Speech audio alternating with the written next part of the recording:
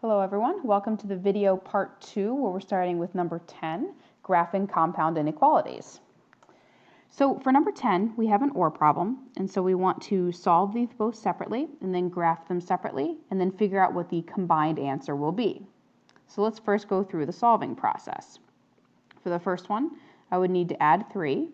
If 0.5g is greater than 2, if I then divide by 0.5, strangely enough, my answer actually gets larger because what we're doing is taking 2 and dividing it by 1/2, which is really the same thing as 2 times the reciprocal, which is why your calculator says that 2 divided by 0.5 is really 4, because it's really 2 times 2. So this is part 1. I'm going to carry down the word OR. If I want to solve part 2, I would distribute and get 3g plus 9 is less than 6. Subtract 9 from both sides. 3g is less than negative 3. And if I divide both sides by 3, the inequality does not flip, so I'd have g is less than negative 1, or g is greater than 4. So this is my algebraic answer. In terms of a graph, if I put 0 in the middle, 1, 2, 3, 4, negative 1, negative 2, negative 3, negative 4. If I graph g is greater than 4, that would be here and up. If I graph the second part, g is less than negative 1, it would be another open dot and down. And because this is an OR problem, we're trying to graph as many solutions as possible. So I could choose to go the red direction or the green direction, which is why my answer for this, let me try yellow, my answer for this would be negative 1, nope, don't like that. Negative 1 all the way down is option 1, and 4 all the way up. So the answer in purple is your actual graph answer. Number 11, we don't see and or written, but when it's written in this format, we assume that it's an and problem, and so we're really looking for overlap. And so if I wanted to graph number 11, I first need to solve, and my goal is to get the x alone. So what I did in class was I said, what if for a second I ignore that this part is here? If I wanted to solve just this inequality, the first thing I would do is add 2 to both sides. But fortunately or unfortunately, this part is here.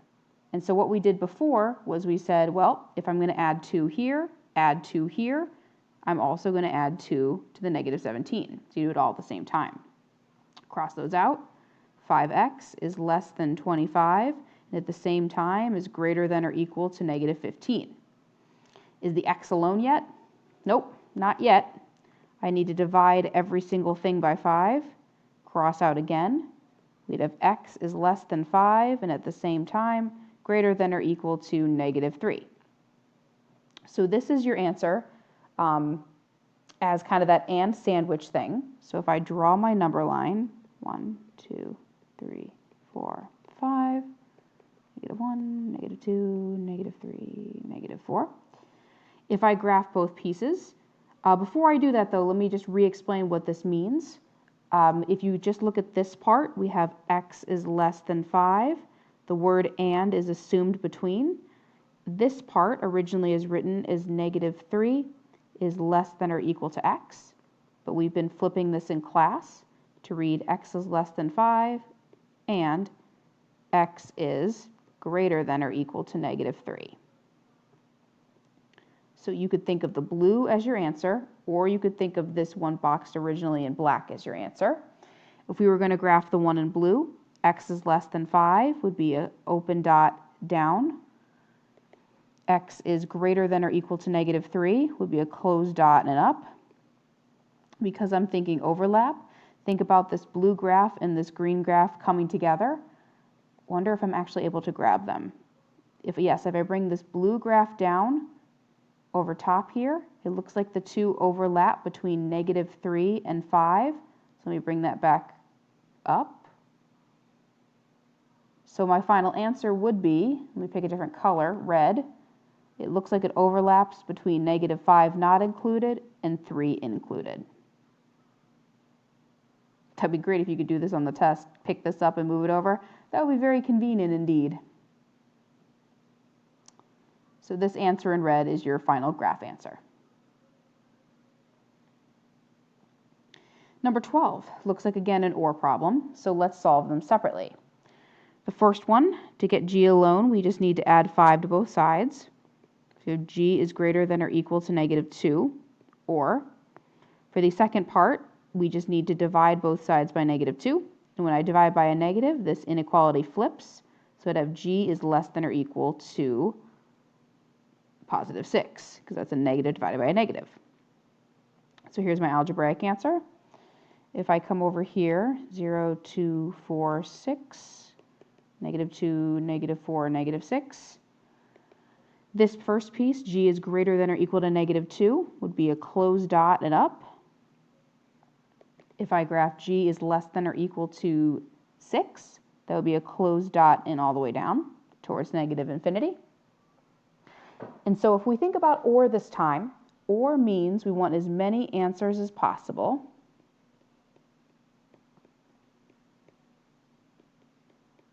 So if we want as many answers as possible, again, let me see if I can grab both of these pieces. And if I bring this one down and I bring this one up, if we're dealing with OR, we're saying which parts of the number line are covered. Well, it looks like the purple covers all the way from 6 down, and this one's -2 and up. So it looks like the entire number line is covered, and because it's OR, we want to pick both possible answers. So if I move both back to their normal positions, my answer for this one would be literally the entire number line, because all of it is possible. So I'm going to shade the entire thing in red. So again, this would be your answer graphically. And again, feel free to write the all real numbers symbol, so you're telling me you know it's the whole number line.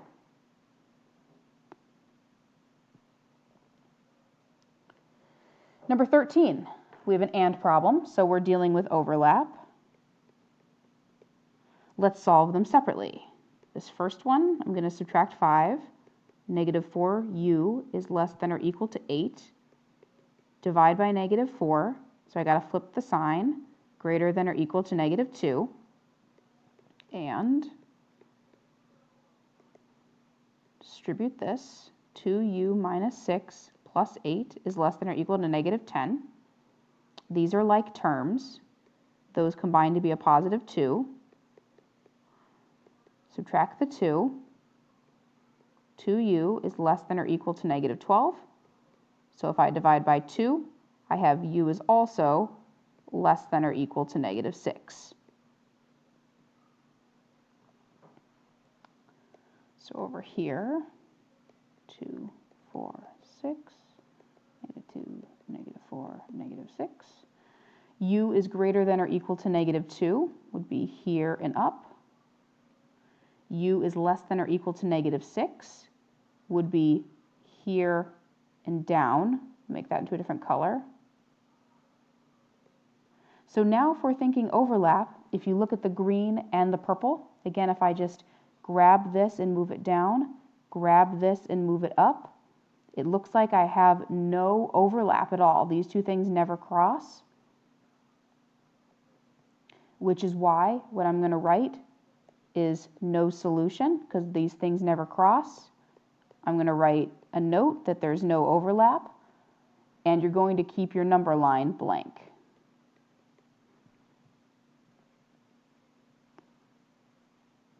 Last one of the compound inequalities, we have one more AND problem. So if I solve the first one, just got to add the 1 to both sides. So if x is less than 4, and this one, we would have to add 5 first. We would get 5x is less than -20. Divide by 5. X is less than -4 is this answer. And I'm just going to recopy from above. And at the same time, x is less than 4. 0, 4, 8, -4, -8. If I graph scenario number 1, x is less than 4, that would be open dot down. And if I graph the second situation, x is less than -4, that would be another open dot down. And this time the graphs are going in the same direction. And so when I see the word and, remember, you're thinking overlap. So where do the green and the purple start to overlap? Well, you could think about if I grab both graphs and move them, it looks like the two graphs start to overlap at -4 and then go on forever this direction. And so I'm thinking just based on that, my answer would be from -4, open dot, because it's open here, all the way down to infinity. So this would be my answer graphically. Now, if this were an OR problem, if you were picking between the green and the purple, if it were OR, you would pick as many answers as possible. So you'd pick the green, but because it's and we wanted overlap, we picked the purple solution. Okay, let's get to some review, starting with your favorites, the absolute value equations.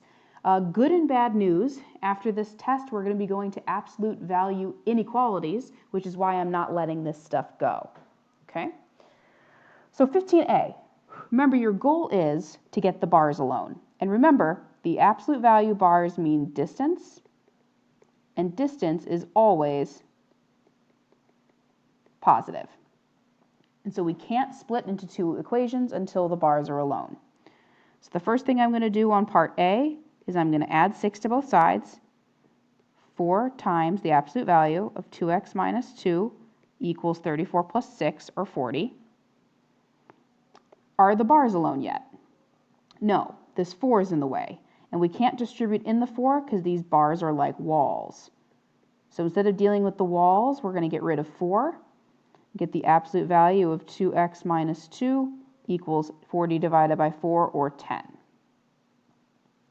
So at this point, the bars are alone, and we need to ask ourselves if this makes sense. Absolute value means distance, equals is, 10 is a positive number. Distance is positive is a true statement, so we can keep going and make two equations. So you might remember from earlier that this number in here could either be positive or negative and come out as a positive 10. So we can make two different equations here. Either 2x minus 2, the number inside here, could be a positive 10 originally to get a 10 out, or this number in here, 2x minus 2, originally could have been negative 10. Because if you think about it, if you forget all about this mess for a second, the absolute value of 10 and the absolute value of negative 10 both give you the answer of 10. So we're taking both situations into account. So what would I do is just like the inequalities, I would solve these separately. 2x equals 12, so one answer is 6. Here I would add 2, get 2x equals negative 8. So x is negative 4. So up on my number line, I would graph my two solutions just at x equals 6 exactly and x equals negative 4.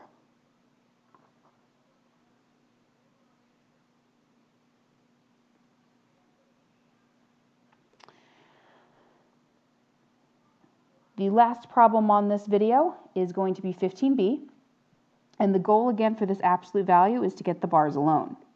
So that negative 3 is in the way, so I'm going to add 3 to both sides. And I get the absolute value of x minus 4 equals negative 5. Now just like over here, we need to see if this sentence makes sense. So right now we have absolute value or distance is a negative number. Now this should make the alarms go off in your head and say, uh-oh, that's a problem. Mrs. Locust has said distance is never negative, it's always positive. So because this sentence is false, the answer is no solution, which means your number line again is left blank.